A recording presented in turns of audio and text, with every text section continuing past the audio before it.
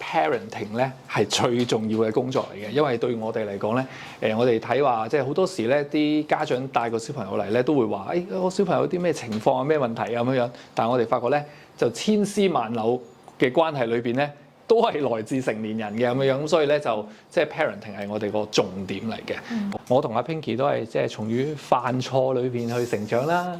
咁同埋就係咯，我哋都做咗好多唔同嘅撞板嘢啦，撞下，亦都即係見證住好多即係家庭啊，即係嘅小朋友喺呢度成長啦。呢個工作咧就唔係純粹一啲服務性嘅嘢，係一啲即係好有感情感覺嘅嘢。咁所以其實喺呢度嘅小朋友長大嗰啲咧，喺好無形中咧，其實即係同我哋都有一啲好感情嗰個聯繫。即係呢種聯繫又同真係即係一般嘅。